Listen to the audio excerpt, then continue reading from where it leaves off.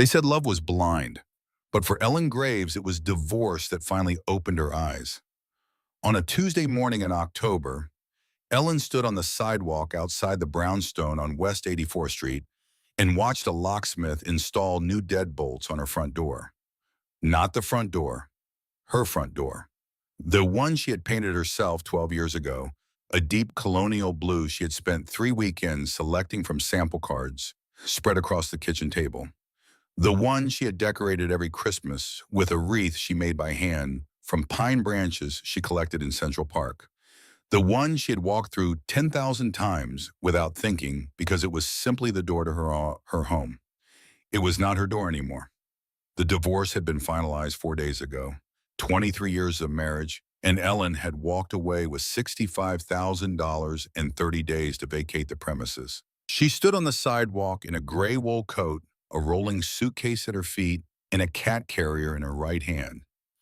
Inside the carrier scout, her black cat pressed his nose against the mesh and watched the world with amber eyes that reflected everything and revealed nothing. Ellen had been standing there for 11 minutes when the door opened. Douglas Graves stepped out wearing the charcoal suit he reserved for meetings he considered important. He was 57 years old, silver-haired, broad-shouldered, and carrying himself with the particular ease of a man who believed the world had been arranged specifically for his comfort. Behind him came Sloane, 28 years old, in a camel coat that still had the department store crease across the back. She held Douglas's arm the way women hold the arms of men they are still trying to impress. Douglas noticed Ellen immediately. His expression did not change. He turned to the locksmith and accepted the new keys with a nod, then looked at Ellen the way a man looks at furniture he has already sold. "You're still here," he said. Ellen said nothing. "I assumed you would have left by now." He glanced at the suitcase at the cat carrier at her coat, which she had owned for 6 years. "I see you packed light." Two neighbors from across the street had slowed their walking without stopping entirely. A woman from the building next door had found something interesting to examine on her front steps. Douglas knew they were watching. Douglas had always known when he had an audience. "The settlement was generous, Ellen. I want you to know that. My attorneys worked hard to make sure you had something to start over with." He paused. Of course, starting over at 52 with no employment history and no marketable skills is going to be a challenge. I don't say that to be cruel. I say it because I think you need to hear the reality of your situation. Sloane said nothing. She was looking at her phone. "The $65,000 should cover you for a year if you're careful.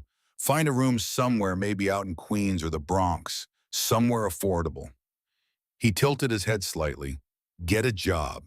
Something simple to start. Retail maybe. Something that doesn't require recent experience." Ellen looked at him. She had looked at this face across breakfast tables and dinner tables and hospital waiting rooms. She had looked at it in the middle of the night when one of them couldn't sleep, and in the early mornings when the city was still quiet, and in the moments just before important things happen.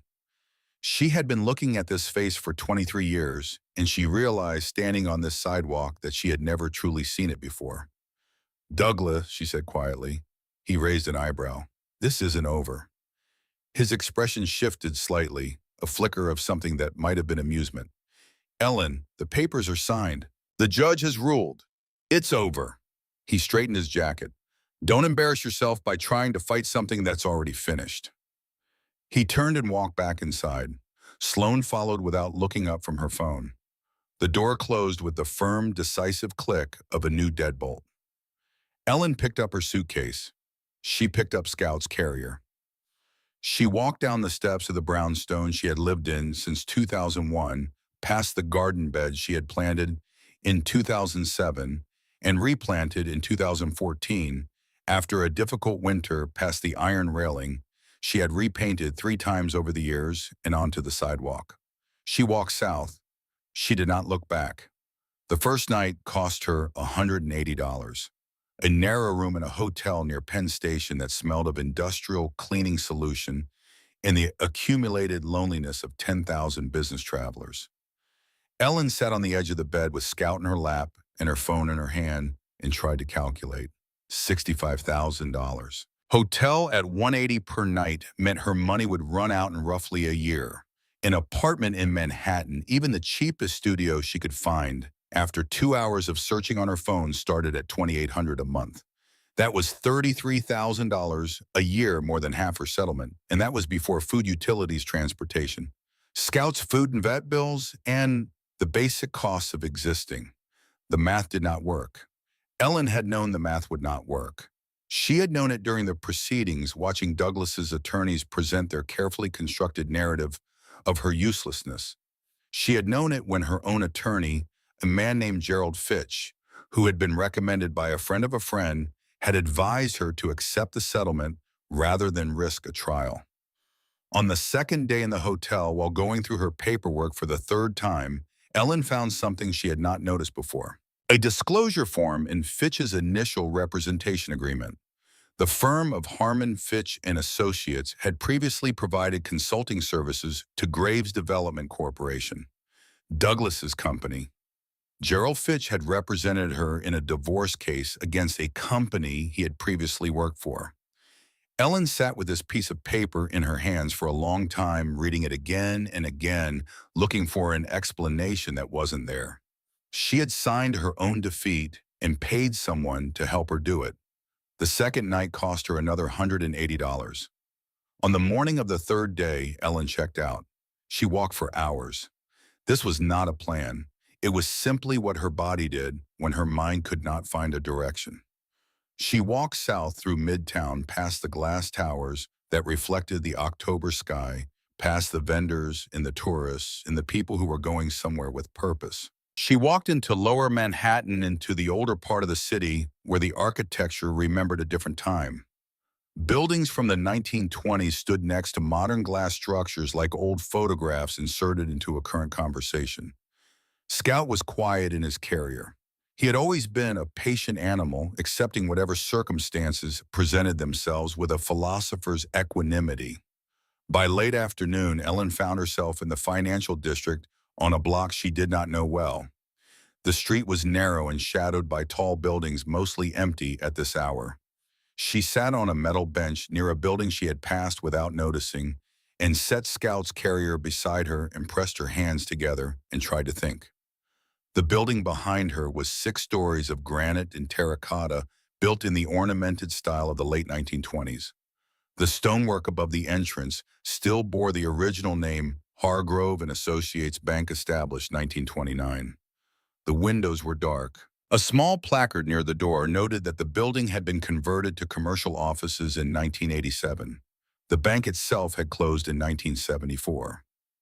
Ellen was not looking at the building. She was looking at the sidewalk. Or rather, she was looking at what was set into the sidewalk, half hidden beneath a growth of weeds that had pushed up through the concrete at the building's base. A metal grate maybe 3 feet square, the iron darkened with age and surface rust. Beside it, barely legible beneath decades of grime, a small cast iron sign. New York City Transit Authority service entrance, authorized personnel only. 1931, Ellen leaned forward. The padlock securing the grate was so corroded it had essentially become decorative. The metal had oxidized into fragility over the course of what appeared to be several decades of total neglect. She looked up the empty street. She looked down the empty street. In the distance, a cab moved through an intersection. Somewhere above her, a window unit hummed. Ellen set her hand on the padlock and squeezed. It broke apart. She lifted the grate. It was heavier than it looked, but it moved, rotating on hinges that had not been asked to move in a very long time. Beneath it, a set of concrete steps descended into darkness. Cool air rose from below, steady and dry, carrying the faint mineral scent of deep earth and old metal. Ellen looked at Scout. Scout looked at Ellen. She took out the small flashlight she had carried in her purse for 20 years, a habit from the practical upbringing her mother had insisted on, and she descended. 32 steps. Ellen counted them as she went down the flashlight beam, moving across walls of white tile cracked in places, but largely intact, the grout dark with age, but the tile itself still smooth and faintly luminous in the light. The corridor at the bottom was arched, the ceiling perhaps 8 feet high, the same white tile continuing overhead. Her footsteps were very loud in the silence. She moved forward. The corridor opened into a larger space and Ellen stopped. She stood at the edge of a subway platform. Her flashlight could not reach the far end, but she could see enough to understand what she was looking at. A transit station complete and intact, sealed away from the city above since sometime in the middle of the last century. The platform extended perhaps 200 feet in both directions from where she stood. White tile covered every surface, the walls, the ceiling, the support columns spaced at regular intervals down the length of the platform, each one topped with a brass capital that caught the flashlight beam and threw it back warm and gold. Advertising boards still hung on the walls.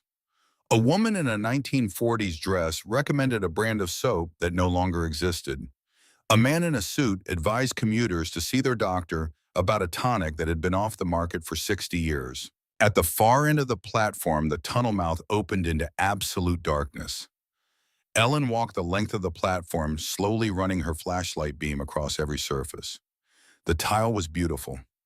Under the dust and the long stain of abandonment, she could see the original design white field tile with an accent pattern in a deep sea green and a warm ochre gold arranged in geometric bands that ran the full length of the station.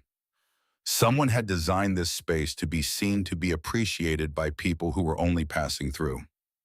Nobody had passed through since 1953. She found the station manager's office, a small room with a glass window, now opaque with grime, a wooden counter inside a calendar on the wall, stopped in October of 1953. At the far end of the platform, past the manager's office, a corridor led to a series of utility rooms.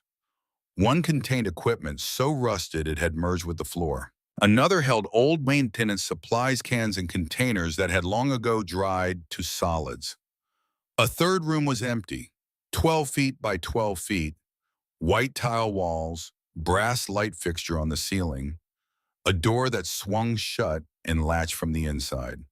When Ellen stood in the center of this room and turned off her flashlight, the darkness was total and the silence was absolute. Not the silence of a quiet apartment, which was never truly quiet and always threaded through with the sounds of the building and the street and the city. This was something deeper, a silence that had been accumulating for 70 years. Ellen stood in it for a long moment. Then she turned her flashlight back on, set down her suitcase, and opened Scout's carrier. He stepped out, carefully sniffed the floor, looked up at her, and began to explore the perimeter of the room with his tail held high. "I think we're staying," Ellen said. Her voice came back to her, slightly from the tile walls, just a faint resonance, not an echo, as if the room were confirming what she had said. On the second full day underground, while organizing the room and making a careful survey of the utility corridor, Ellen found something she had not been looking for. In the corner farthest from the door, almost invisible against the dark tile, sat a leather suitcase. It was the kind of suitcase people carried in the 1950s, rigid-sided with brass corner pieces and a handle that had dried and cracked with age. The leather was dark and stiff, but intact. The latches were tarnished but functional. Ellen opened it. Inside, wrapped in cloth that had once been white and was now the color of old paper, were 3 items. The first was a folded map hand-drawn in pencil on drafting paper, showing the full layout of the station, the platform, the utility rooms, and a series of connecting tunnels she had not yet explored, each room labeled in a small, precise hand.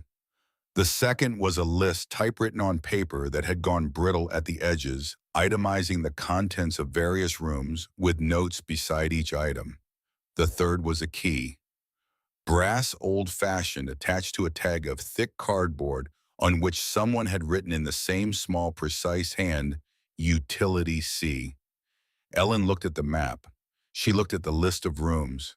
She looked at the key. Then she looked down the utility corridor at the series of doors she had already examined.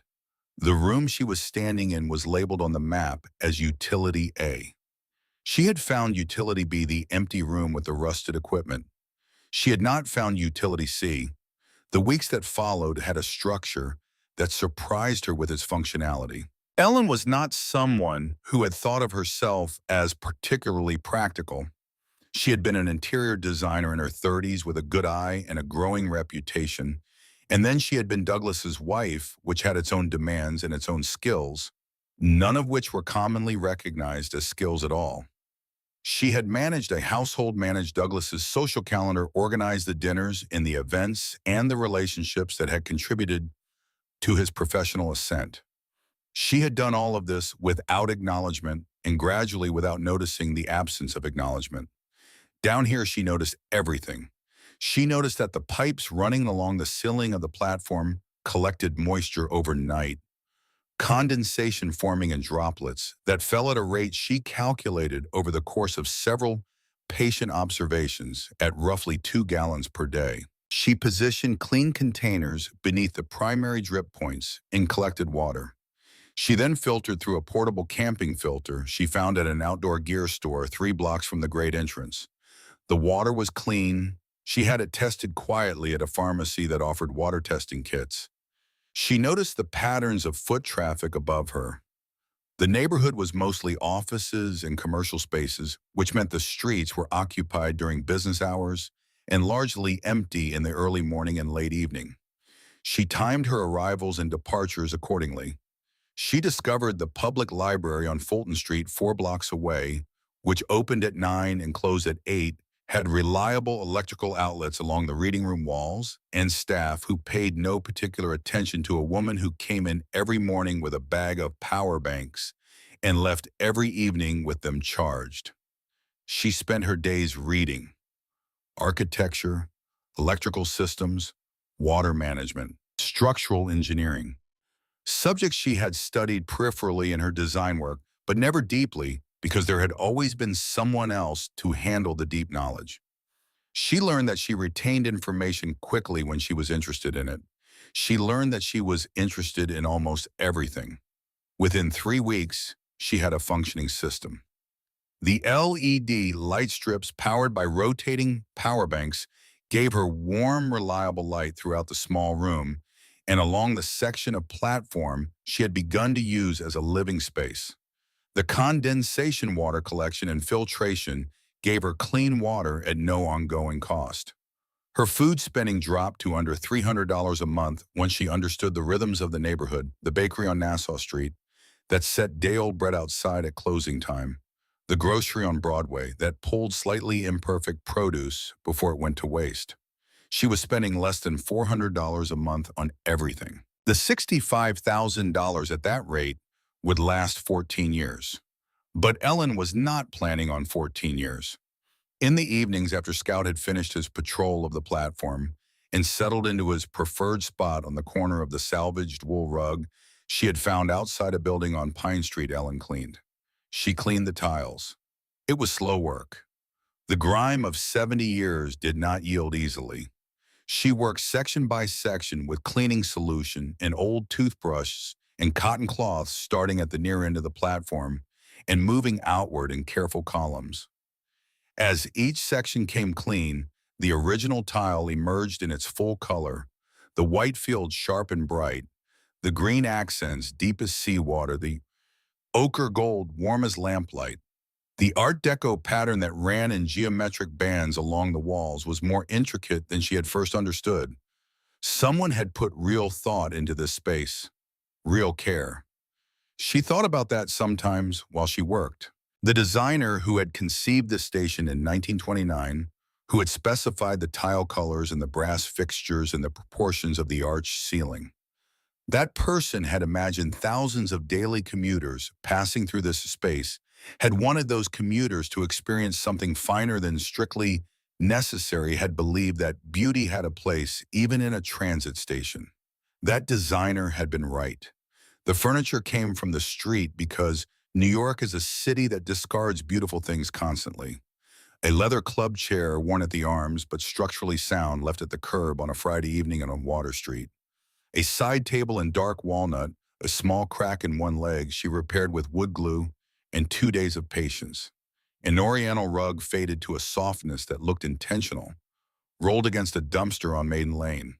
Books, an entire moving box of them, hardcovers mostly left outside a law firm that was clearing its library. She furnished the platform gradually the way rooms should be furnished piece by piece, each thing earning its place. By the end of the second month, the section of platform nearest her room had a sitting area, a reading corner, a low shelf made from reclaimed boards and salvaged bricks. The brass fixtures on the ceiling, which she had polished with patient attention over several evenings, caught the LED light and distributed it in warm curves across the white tile. It looked like a room in a magazine. It looked better than that. It looked like something someone had dreamed into existence.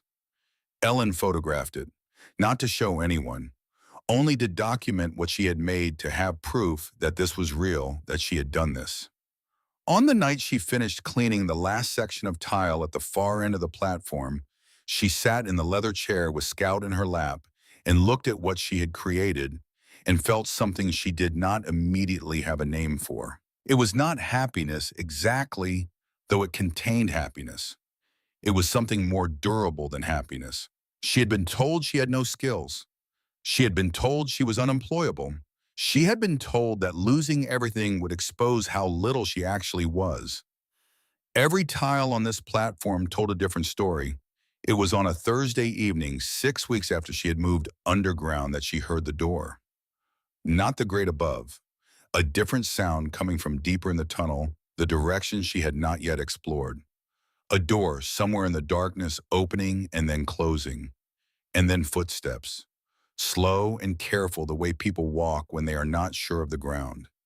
Ellen extinguished every light in the time it took to cross the platform. She pressed herself against the wall behind the leather chair and put her hand on Scout, who had gone still and alert without being told. A flashlight beam appeared at the tunnel entrance. It swept the platform, slowly traveling across the clean tile, the furnished sitting area, the bookshelves, the rugs. The person holding it stopped walking. "What in the world?" a man's voice said. He stepped onto the platform. He was perhaps 35, wearing a transit authority uniform with a hard hat and a reflective vest, and the general appearance of someone who was supposed to be somewhere much less interesting.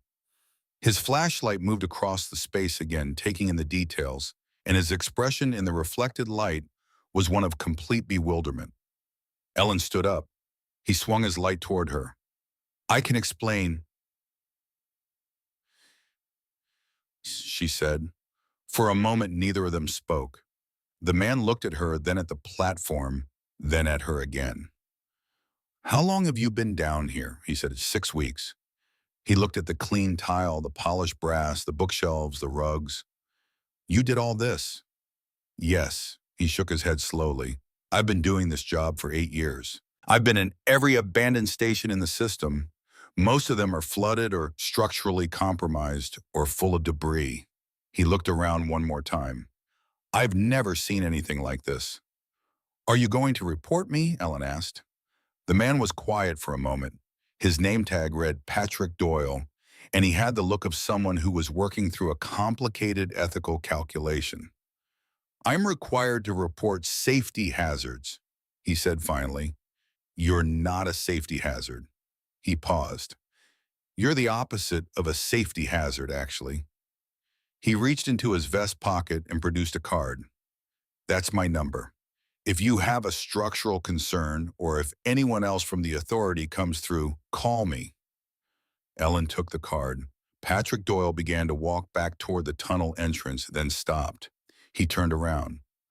"There's something I should tell you," he said. "That key you've got, the one labeled Utility C." He had seen it apparently on the hook near her door on his way in. "I've been through this station 3 times over the years for routine safety checks. Utility C has never appeared on any official map I've been given." He looked at her steadily. "That room doesn't officially exist." He turned and walked into the tunnel. Ellen stood in the silence of her platform in the warm light of her reclaimed lamps, listening to his footsteps fade. Scout wound around her ankles and looked up at her. She looked down the utility corridor, past Utility A, past Utility B, to the door she had not yet opened. The door to Utility C. She took the key from its hook. Scout got sick on a Wednesday in April. It started with small signs that Ellen almost missed. He ate less on Monday. On Tuesday, he was quieter than usual, spending the afternoon pressed against the wall rather than patrolling the platform in his customary rounds. By Wednesday morning, he was breathing with a slight labor that made something cold move through Ellen's chest. She had no address. She had no verifiable identity in this part of the city. She had a cat who needed a doctor in a situation that could not withstand official scrutiny.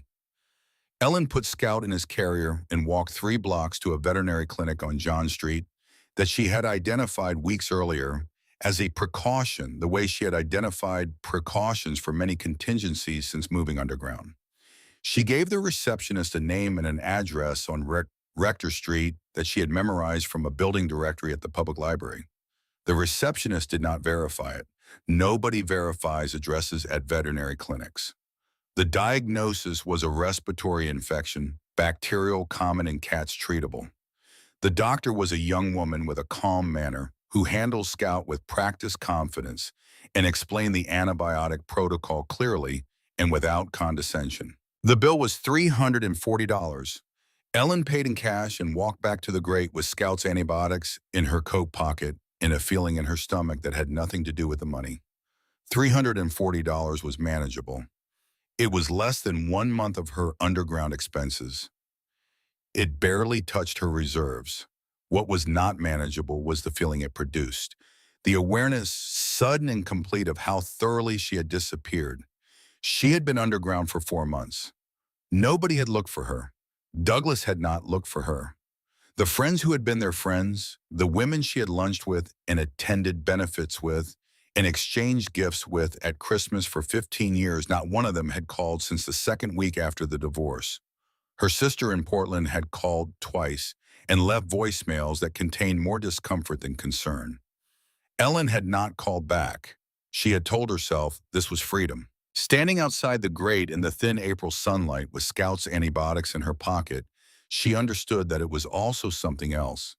It was erasure. Douglas had not needed to destroy her. He had simply needed to remove her from the structure that had given her visibility, and she had become invisible on her own. She was not going to remain invisible. She descended the steps, settled Scout on his rug with his first dose of antibiotic hidden in a small amount of food, and went to work on the wall. The leak in utility B had been minor for weeks.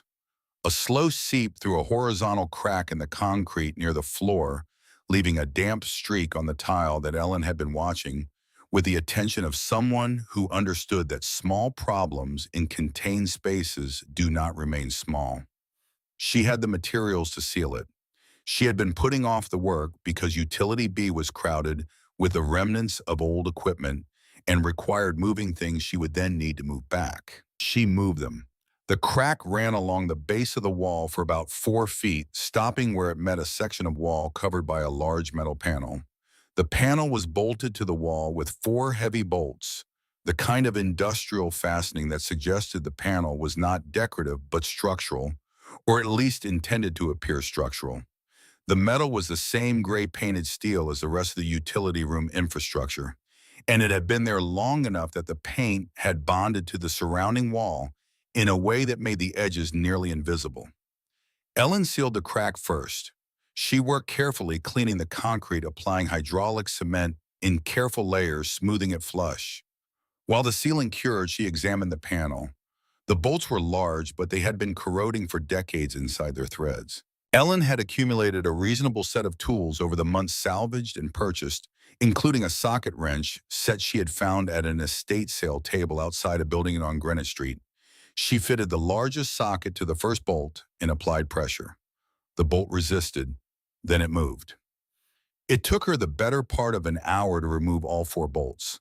The panel was heavier than she expected, steel plate perhaps a 1/4 inch thick, and it did not swing or hinge, but simply rested against the wall on a frame. She worked it forward from the top until she could see behind it. Behind the panel was a recess in the concrete wall, deliberately formed, not a structural cavity, but an intentional space. And set into the back of the recess, flush with the concrete, was a door. Not a large door, perhaps 3 feet square, the edges sealed with the frame set directly into the concrete. The surface was steel, the same vintage gray paint as the panel that had concealed it. And at the center was a combination dial of the kind Ellen had seen in old photographs of bank vaults. Brass with numbers running from 0 to 99, a central handle in brushed nickel that had kept its finish better than anything else in the station. Cast into the steel above the dial, the manufacturer's name, Diebold and Sons Vault Systems, and below it a date, 1941. Ellen sat back on her heels and looked at this thing for a long time. Then she went to the library. The Hargrove and Associates Bank had been a mid-sized commercial institution serving the lower Manhattan financial district from its founding in 1929 until its closure in 1974. Ellen found this much in the first hour. She found more in the hours that followed. In 1971, the bank had been the subject of a federal investigation into allegations of financial impropriety, specifically the facilitation of offshore account structures for real estate developers seeking to move money outside the reach of domestic tax authorities. The investigation had generated significant press coverage through most of that year. In January of 1972, the investigation was closed.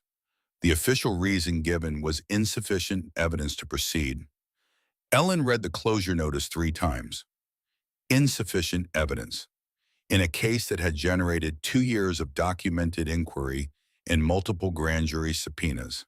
She found a follow-up article from 1973 buried in the archive of a financial trade publication, noting without elaboration that several key witnesses in the Hargrove investigation had declined to testify, and that certain documentary evidence that had been expected to form the core of the federal case had not been produced.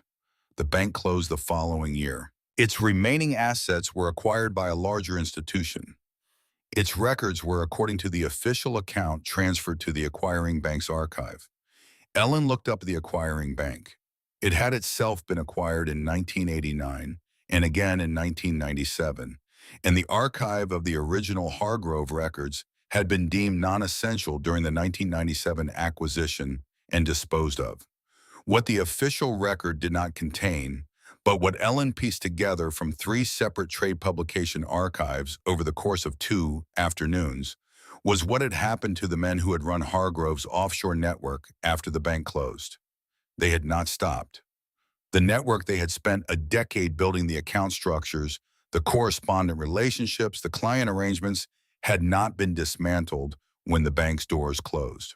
It had simply been detached from the bank's official operations and continued privately under informal management, serving the same client base with the same discretion. The vault in Utility C had been their physical archive, accessible through the transit tunnel below the bank building, unknown to the regulators who had investigated and failed to find the documentary evidence they needed.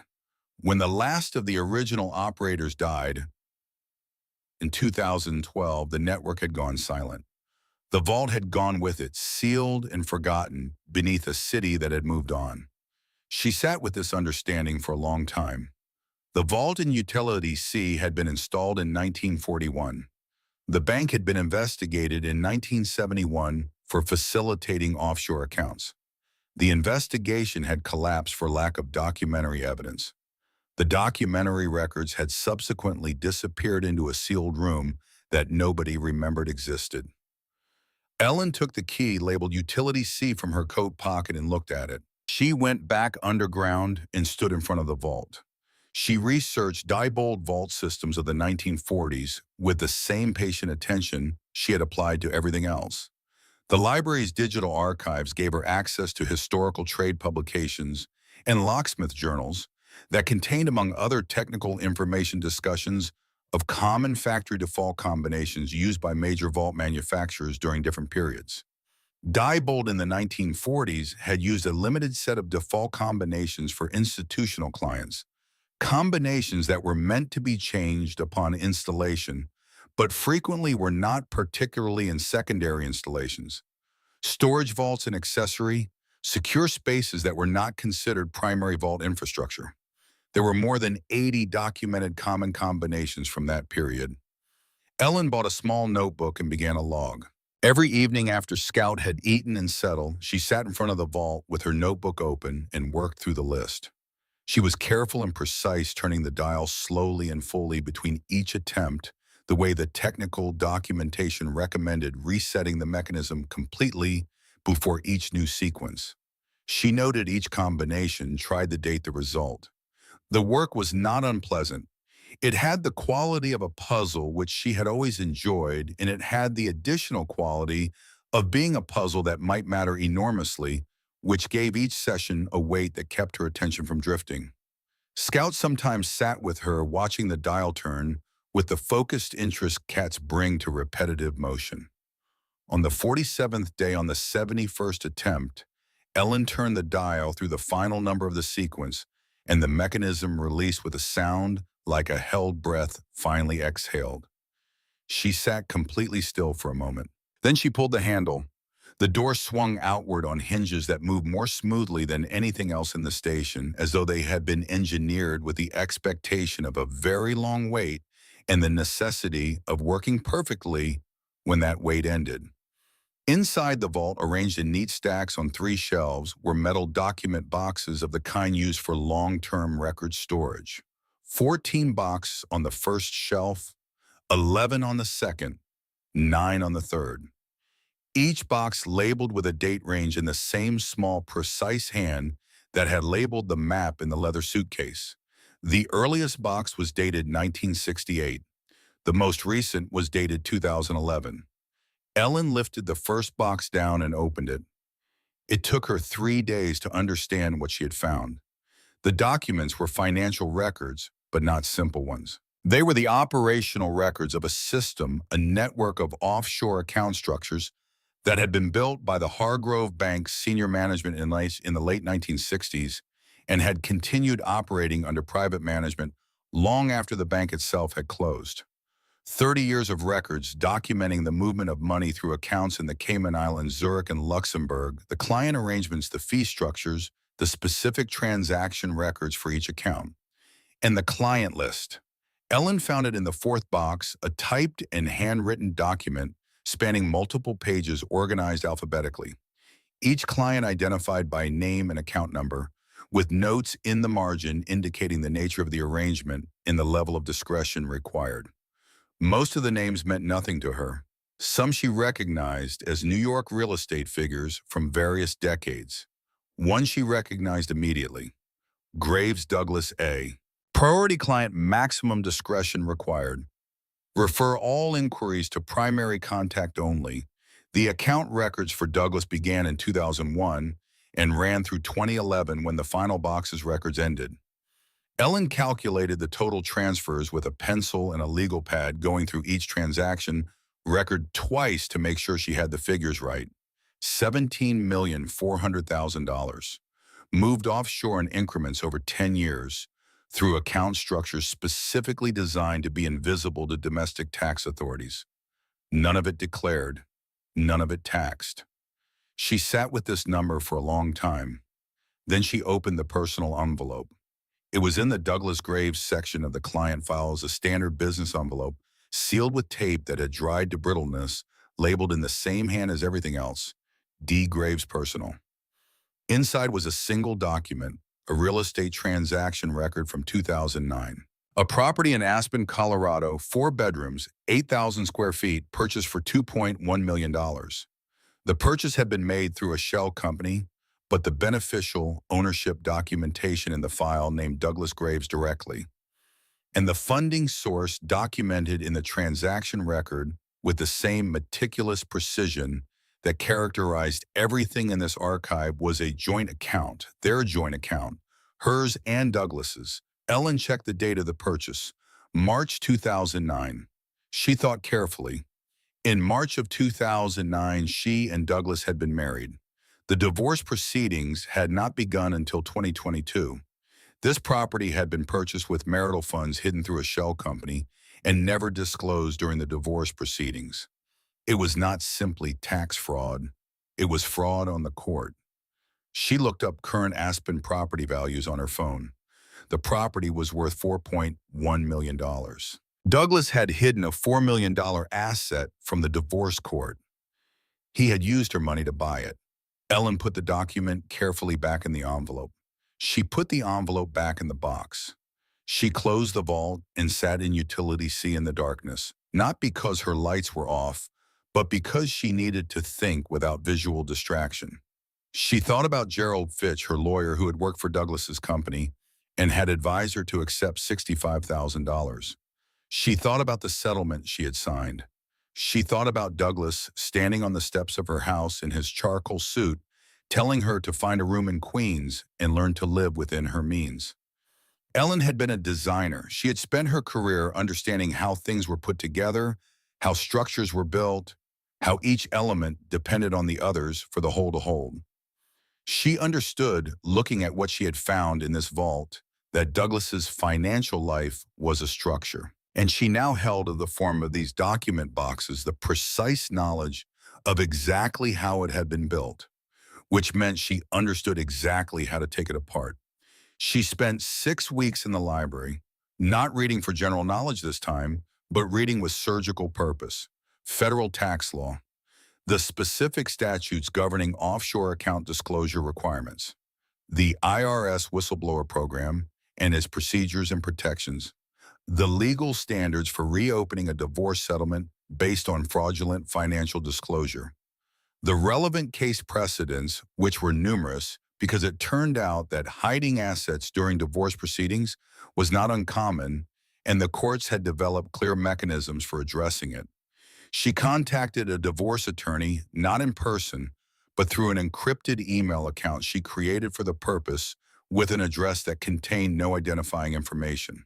She described her situation in the third person as a hypothetical. A woman, she wrote, who had accepted a divorce settlement and subsequently discovered that her former spouse had concealed significant assets through offshore accounts and had purchased real estate using marital funds without disclosure during proceedings. What were the legal options available to this hypothetical woman? The attorney's response was detailed and direct. A settlement obtained through fraudulent financial disclosure could be challenged and vacated. The concealed assets would be subject to division as marital property. The real estate purchased with joint funds would be included in the marital estate regardless of how it had been titled. Given the scale of the fraud described, the hypothetical woman would be entitled to substantially more than she had received, potentially including damages for the fraud itself. And the offshore account activity, if it represented unreported income and undeclared foreign accounts, would constitute serious federal tax violations that could be reported independently through the IRS whistleblower program. Ellen read this response in a quiet corner of the library with the October sun coming through the windows at the angle that meant it was mid-afternoon. She photographed every document in the vault, all 34 document boxes, 2,317 pages. She worked through 3 nights, careful and unhurried, checking each frame for legibility before moving to the next. She uploaded the images to 4 separate cloud storage accounts, each with a different email address. Each email address created on a different device at a different library branch. She printed 3 complete sets of copies at the library, paying for each session in cash. She sealed one set in a padded envelope and mailed it to a post office box she had rented in Brooklyn under her maiden name, which she had not used since 1999. She sealed the second set and stored it in the vault, which she locked and replaced the panel over. She kept the third set in her room. She was ready, but she did not move yet. Because on the last night of her review, going through the grave file one final time before sealing her copies, Ellen found something she had noted but not fully examined. The date of the Aspen property purchase, March 14th, 2009. She thought about the timeline. She pulled out her phone and looked at her calendar, going back as far as it went, then thought further back to what she remembered. In late 2008, Douglas had become withdrawn. She had attributed it at the time to the financial crisis which had affected his businesses, or so he had told her. He had started working later. He had begun making excuses for weekends away. She had noticed and said nothing, as she had taught herself to say nothing, and she had told herself it was temporary, that it would pass, that this was what long marriages went through. Douglas had purchased a hidden $4 million property in March of 2009. He had begun divorce attorney consultations, she now knew from the records, in November of 2009. He had continued living with her, continuing the marriage, every visible respect, for another 13 years. 13 years during which he had known he was going to leave. 13 years during which he had been systematically constructing the financial architecture that would protect his assets when he finally did. 13 years during which Ellen had been managing his home, supporting his career, building the social infrastructure of a life she had not known was already scheduled for demolition. She had not been abandoned. She had been managed. Ellen sat in the warm light of her platform in the space she had built from nothing, with Scout asleep on the rug and the tile gleaming white and green and gold around her, and she felt something move through her that was colder and more focused than anger. She was ready to send the letters. The first envelope left her hands on a Monday morning in November. Ellen dropped it into a blue postal collection box on Broadway, 2 blocks from the grate, at 7:43 in the morning. No return address. The recipient was the Internal Revenue Service Criminal Investigation Division at their Manhattan field office on Liberty Street. Inside were 112 pages of the most clearly documented transaction records from the vault, organized chronologically, with a 1-page summary she had written herself in plain language, identifying the account holder, the approximate total of unreported offshore income, and the relevant tax years. At the bottom of the summary page, in the space where a name might go, she had typed 3 words: a concerned citizen. She walked back to the grate, descended the 32 steps, made coffee on her camp stove, and fed Scout his breakfast. The second envelope went out the following Monday. Same method, same anonymous construction, this one addressed to the New York State Department of Taxation and Finance, containing the state-level documentation and a parallel summary. The third envelope, on the Monday after that, went to a divorce attorney named Constance Albright, whose practice on Lexington Avenue specialized in high-asset divorce litigation, and whose record Ellen had researched with the same thoroughness she had applied to everything else. This envelope contained everything: the full transaction records, the Aspen property documentation, the beneficial ownership paperwork naming Douglas directly, the funding trail from their joint account, and a cover letter, this one signed with her name. The cover letter was 3 paragraphs. The first explained who she was and the terms of the divorce settlement she had accepted. The second described what she had found and how she had found it. The third paragraph was a single sentence: I would like to discuss reopening this case at your earliest convenience. The fourth envelope, on the fourth Monday, went to the United States Attorney's Office for the Southern District of New York. This was the most comprehensive package, every page of documentation, a detailed timeline she had constructed, showing the relationship between the offshore transfers and Douglas's reported income for the corresponding tax years, and a specific section on the Aspen property and its implications for the divorce proceedings. 4 envelopes, 4 Mondays, 4 carefully aimed points of pressure applied in sequence. Ellen descended through the grate on that 4th Monday morning and sat in her leather chair and looked at the platform she had built from nothing and waited. Constance Albright called on a Thursday. Ellen had given her the number of a prepaid phone she had purchased for the purpose, registered to nothing and no one. The attorney's voice was measured and professional and carried the particular quality of someone who had learned to keep excitement out of their tone, because excitement in a lawyer's voice always costs the client something. I've reviewed everything you sent, Constance Albright said. I have to ask you directly, where did these documents come from? They were in a location I had access to, Ellen said. Their authenticity can be verified through independent forensic analysis. The paper and ink are consistent with their stated dates. The transaction records cross-reference with known account structures that federal investigators are already familiar with. A pause. You've done your research. I've had time. Another pause longer. Mrs. Graves, I need you to understand what you're potentially looking at here. The settlement you accepted was based on a financial disclosure that, if these documents are accurate, was fraudulently constructed. A court that finds fraud in the procurement of a settlement agreement has the authority to vacate that agreement entirely and order new proceedings based on accurate disclosure. She paused again. Based on what you've sent me, the accurate picture of your marital estate is substantially different from what was presented to the court. How substantially? Conservatively, you are entitled to roughly half of all marital assets, including assets that were hidden from disclosure. The offshore accounts represent income generated during the marriage, regardless of how they were structured. The Aspen property was purchased with marital funds. Ellen heard paper moving. We're talking about a total marital estate that is many multiples of what you received. Ellen looked at Scout, who was sitting on the arm of the leather chair, watching her with steady eyes. File the motion, Ellen said. The first sign came 5 weeks after the initial envelope. Ellen was at the library on a Tuesday morning, using one of the public computers for her daily review of financial news, when she found a brief item in the digital edition of the New York Business Journal. It was not a prominent item, 4 sentences in the transactions and notices section, noting that several accounts associated with the Graves Development Corporation had been flagged for administrative review by federal banking regulators. Administrative review was the public language for frozen.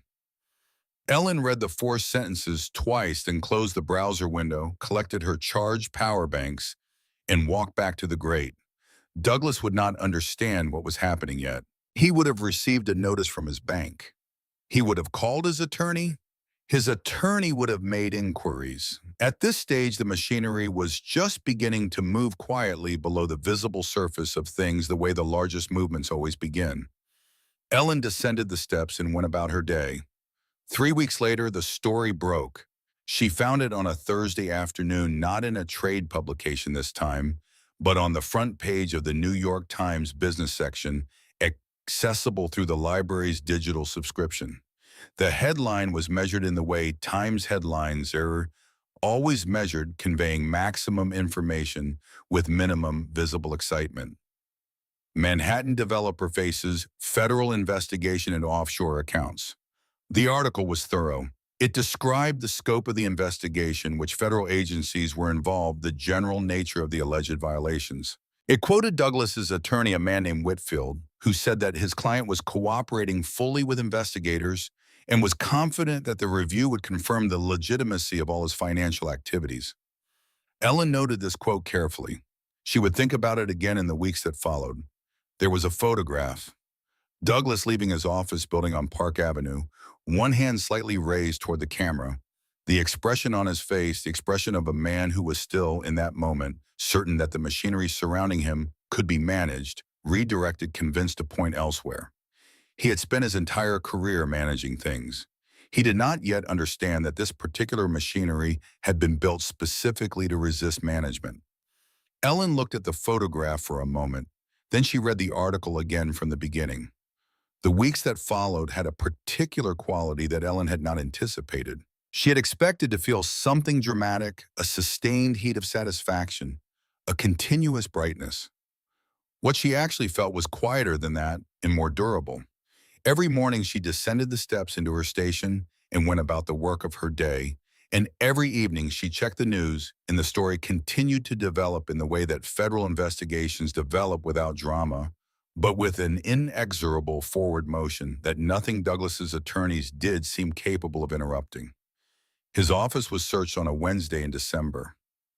Ellen read about it in the evening, a brief item noting that federal agents had executed a search warrant at the offices of Graves Development Corporation.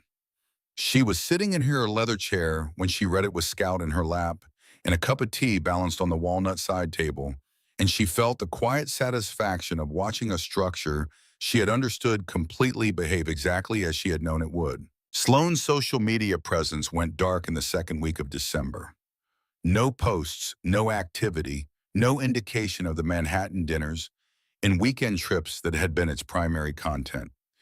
Ellen had not expected this to produce any particular feeling. She was surprised to find that it produced none at all. The arrest happened on a Friday morning in January. Ellen learned about it the way most of New York learned about it, from a news alert that appeared on her phone at 6:58 in the morning while she was making coffee on her camp stove. Federal agents had taken Douglas Graves into custody at Terminal 4 of John F. Kennedy International Airport, where he had been boarding a flight to Zurich. She read this sentence standing in her underground kitchen with the camp stove still burning under the kettle and Scout winding around her ankles in his morning routine. She turned off the stove. She poured the water over the coffee. She sat in her chair and read the full account as it developed through the morning. The charges were substantial: tax evasion across multiple years, failure to report foreign financial accounts, wire fraud in connection with the offshore transfer scheme. The U.S. Attorney's Office had described the case as one of the most thoroughly documented examples of systematic offshore tax evasion they had prosecuted in the Southern District in a decade. Douglas's attorney Whitfield told reporters that his client maintained his complete innocence and intended to contest every charge vigorously. Ellen noted this as well. The hearing to reopen the divorce proceedings was scheduled for February. Constance Albright had filed the motion in December, 3 weeks after the criminal charges were announced, which was tactically deliberate. The motion was based on 3 grounds: fraudulent financial disclosure during the original proceedings, newly discovered evidence of concealed marital assets, and the procurement of the settlement through an attorney with an undisclosed conflict of interest. That third ground was the one that had produced the most significant secondary development. In preparing the motion, Constance Albright had subpoenaed Gerald Fitch's firm records. What the subpoena returned confirmed what Ellen had suspected from the moment she found the conflict disclosure in Fitch's representation agreement, but it confirmed it in a form she had not fully anticipated.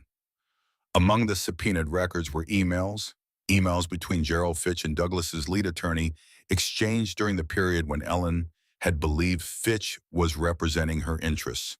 The emails were not ambiguous. They discussed strategy. They discussed how to structure the financial disclosure to minimize Ellen's apparent entitlement. They discussed the settlement figure, and they contained a message from Douglas's attorney to Fitch that said plainly that Douglas appreciated Fitch's assistance in bringing the matter to a satisfactory conclusion, and that the agreed arrangement would be honored upon signing. The agreed arrangement. Gerald Fitch had been paid by Douglas to lose Ellen's case. Constance Albright presented this to Ellen by phone on a Tuesday afternoon, her measured voice carrying the faintest edge of something that might, in a less controlled person, have been outrage. "This changes the complexity of the motion significantly," she said. "We're no longer arguing that your settlement was based on incomplete information. We're arguing that you were actively defrauded by a coordinated scheme involving your own legal representative." "Yes," Ellen said. "The Bar Association will be notified. Fitch is looking at disbarment and potentially criminal charges independent of your civil case." "Yes." A pause. "You don't seem surprised." "I'm not," Ellen said. "I found the conflict disclosure in his paperwork 4 months after the settlement. I've had a long time to understand what it meant." Constance Albright was quiet for a moment. "Mrs. Graves, I've been practicing divorce law for 22 years.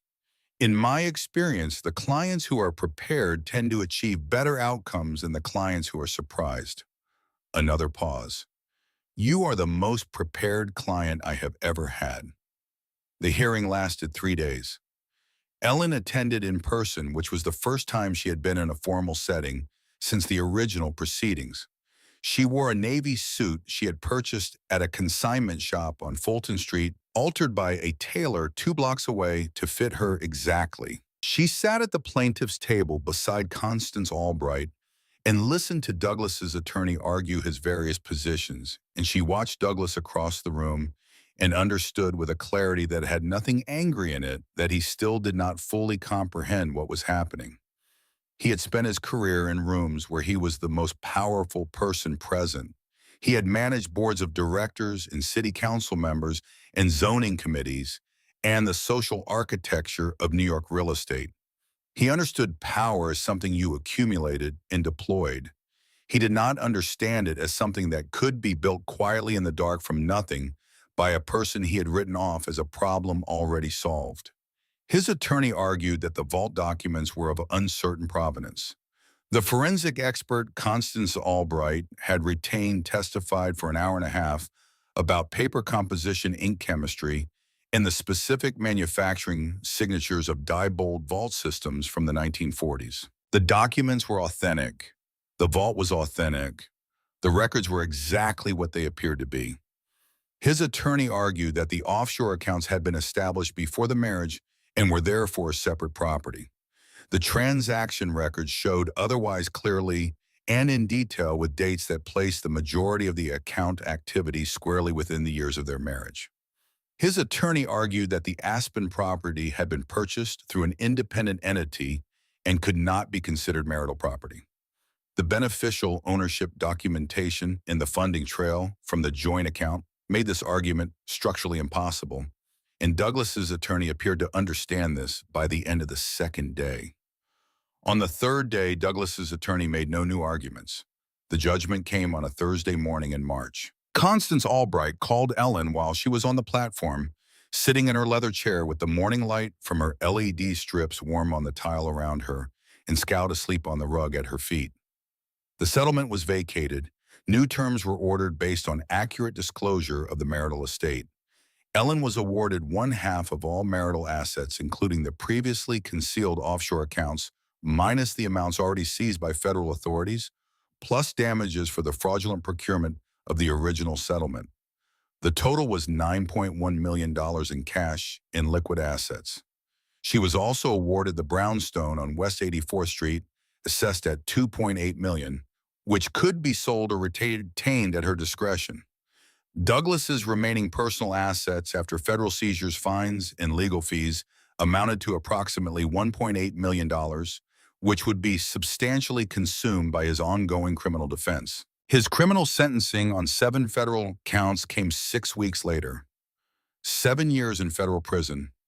Gerald Fitch, in a separate proceeding, surrendered his law license and entered a guilty plea to a charge of fraud that carried 18 months of supervised release.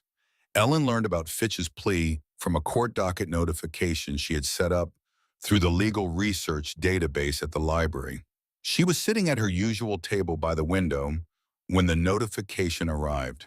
She read it, noted it, and returned to the architectural history book she had been reading. Before the notification arrived at a survey of early 20th century transit infrastructure in American cities. She had been meaning to read it for several weeks. The conversation with the city took 4 months. Ellen had begun it in January before the hearing, before the judgment, operating on the premise that preparation precedes opportunity rather than following it. She had contacted the New York City Department of Citywide Administrative Services through their official property inquiry, Channel Boy Query, and identified herself as a private investor with an interest in historically significant municipal properties in Lower Manhattan. She had prepared a proposal, 47 pages illustrated with the photographs she had been taking since her first week underground, documenting the tile work, the brass fixtures, the architectural details of Hargrove Station, and the transformation she had made in the months of her residence. The proposal described a cultural center, a performance space in the main platform area, gallery tunnels for rotating art exhibitions, studio spaces for working artists, a preserved historical room. The utility C room, with its vault still installed, opened as a permanent exhibit on the station's history and the network it had once housed. She proposed to fund the renovation entirely herself. She proposed to operate the center as a nonprofit with a community access mission. She proposed a purchase price that reflected the property's condition and historical designation rather than its theoretical real estate value. The city took 4 months because cities take 4 months.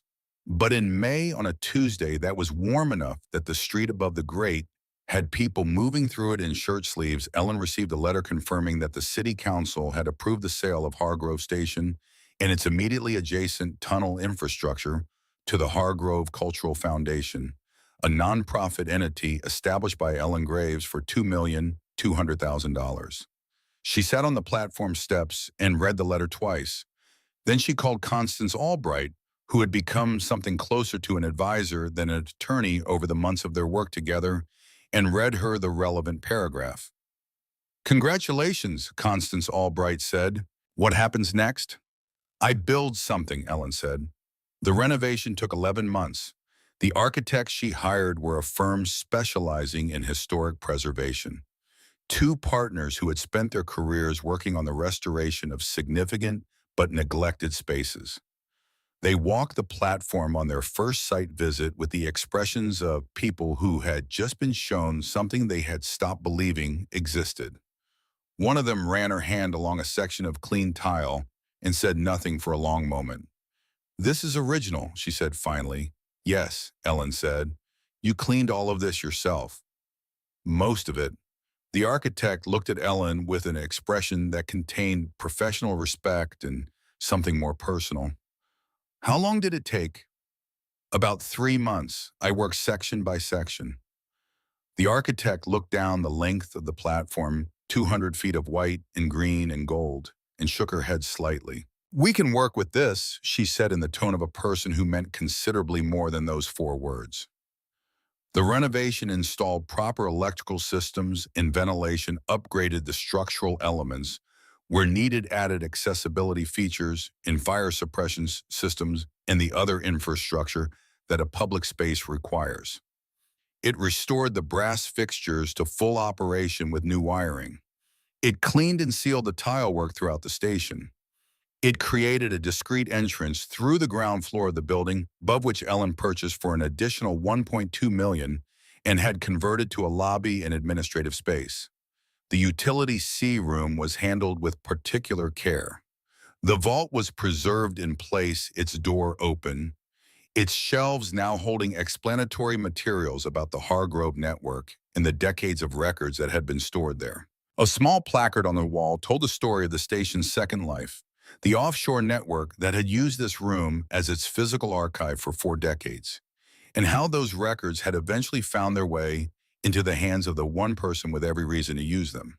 In a glass case near the vault door, the leather suitcase was displayed alongside the hand-drawn map and the brass key labeled simply, "Found here, October."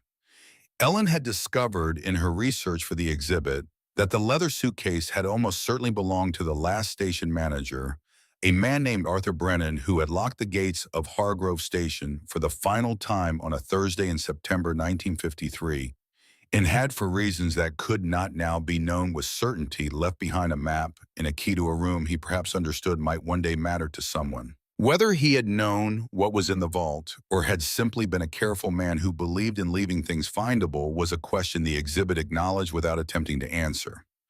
Ellen thought he had probably known. She thought he had been the kind of person who understood that information wanted to survive and that the best way to ensure its survival was to make sure it could be found by someone who would know what to do with it. She thought they would have understood each other. The Hargrove Cultural Center opened on a Friday evening in April, 14 months after Ellen had sent the first envelope. The string quartet had been booked 3 months in advance. 4 young musicians who played in the main platform space with the arched ceiling, carrying their sound instrument in ways that made the audience go quiet in the first minutes, and stay quiet not from obligation, but from the recognition that something unusual was happening acoustically in this room. Ellen stood at the back of the platform during the first piece and looked at what she had made. The clean tile, the restored brass, the warm light falling on 200 people who had come down 32 steps from the street into a space that had been abandoned for 70 years and had become, through a sequence of events that had begun with a corroded padlock on a sidewalk grate, something genuine and beautiful and entirely hers. Scout was at home in the small apartment on the building's upper floor that Ellen had kept for herself, watching the street from his preferred window. She had offered him the option of attending the opening. He had declined what she had expected. He had always had good judgment about when his presence was necessary and when it was not. A reporter from a design publication made her way through the crowd to where Ellen was standing. She was young, earnest, carrying a recorder and a notebook in a way that suggested she had not fully decided what she trusted more. "Ms. Graves," she said, "this space is extraordinary. I've been covering architecture for 6 years, and I've never seen anything quite like it." She looked around the platform at the tile and the brass and the people filling every corner. "Can you tell me where the idea came from? What made you want to do this?" Ellen looked at the vault door visible through the open doorway of Utility C at the far end of the platform, its brass dial catching the light. She looked at the tile she had cleaned with a toothbrush section by section in the evenings while the city moved through its business above her head. She looked at the brass fixtures she had polished by hand while scouts supervised from the arm of a salvaged chair. She thought about the corroded padlock, the 32 steps, the total darkness of that first night lying on a coat on a concrete floor, with her cat against her side listening to a silence that had been accumulating for 70 years. She thought about Douglas on the steps of her house, in his charcoal suit, telling her to find a room in Queens and learn to live within her means. "I found this place when I had nothing," Ellen said, "and it turned out that nothing was exactly what I needed to start with." The reporter wrote this down. She looked up. "And the renovation, the whole vision for the center. Did you have a background in architecture or design?" "Interior design," Ellen said, "a long time ago, before I set it aside." "What made you pick it back up?" Ellen considered the question honestly, the way she had learned to consider things in the months of solitude and lamplight and patient work. "I stopped having a reason not to," she said. The quartet finished their first piece, and the platform filled with applause, the sound rising into the arched ceiling, and coming back changed warmer and more resonant the way sounds do in spaces that were built to last.